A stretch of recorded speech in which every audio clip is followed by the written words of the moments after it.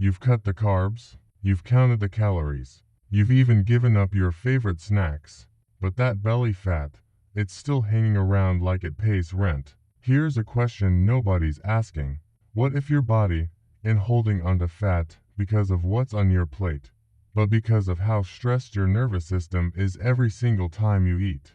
That's cortisol again. And today, we're heading to Korea, a country with one of the lowest obesity rates on the planet, to find out exactly how they keep it in check. Let's start with something most people completely overlook.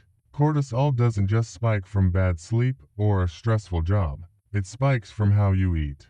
Wolfing down your lunch at your desk in 6 minutes flat. That's not just a bad habit.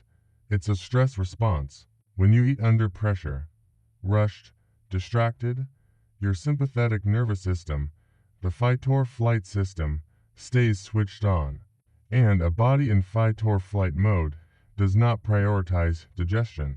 It prioritizes survival, which means, you guessed it, it stores fat, especially around your midsection. Korea has spent generations building food culture around the exact opposite of that. Not fast eating, not stress eating, a slower, calmer relationship with food and with each other. Here are the 5 habits behind it. Step 1. Cheonchuni miyakji. It translates to eating slowly. In Korean households, meals are traditionally eaten with small bites, chopsticks, and no rush. This isn't just etiquette, it's physiology. It takes your brain around 20 minutes to register that you're full.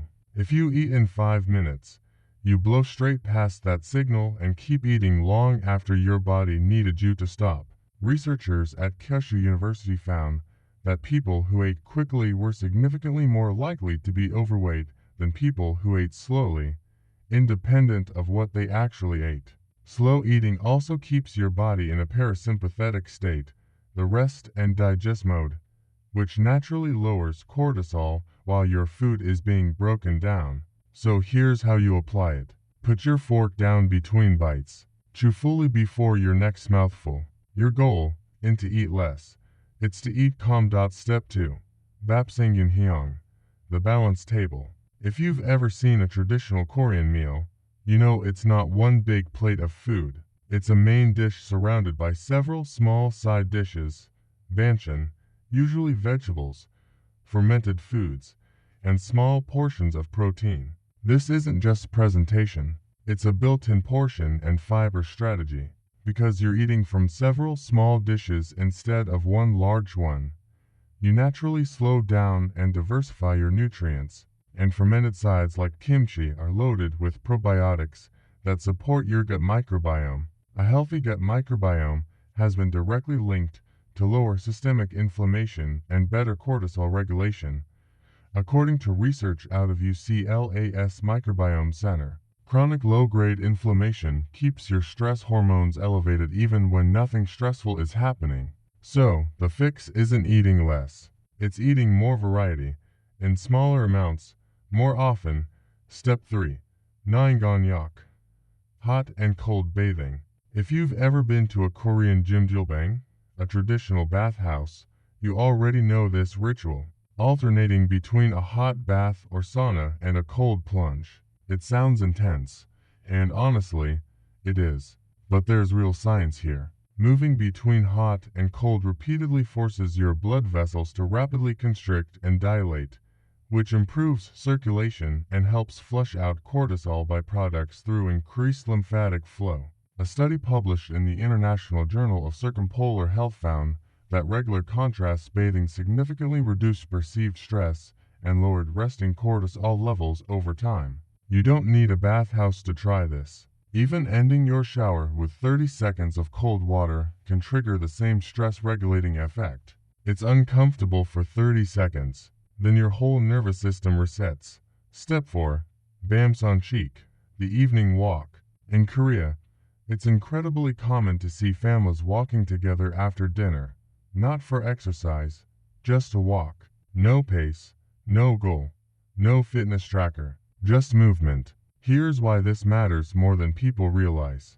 Walking after a meal has been shown in multiple studies, including one published in Diabetologia, to significantly lower post-meal blood sugar spikes, and blood sugar spikes trigger insulin surges, which, combined with elevated cortisol, is one of the most direct pathways to abdominal fat storage. A 10 to 15-minute walk after dinner does more for your metabolism than an intense workout done at the wrong time of day. It also signals to your nervous system that the day is winding down, which helps cortisol taper off naturally before bed instead of staying elevated into the night. Step 5. Nunchi. This one is less about food and more about the emotional environment around it. Nunchi roughly translates to the subtle art of reading a room, of sensing the emotional tone around you and responding to it with awareness instead of anxiety. In Korean culture, meals are rarely eaten alone, rushed, or in tension. There's a real emphasis on eating in a calm, socially attuned environment, and here's the physiological reason that matters.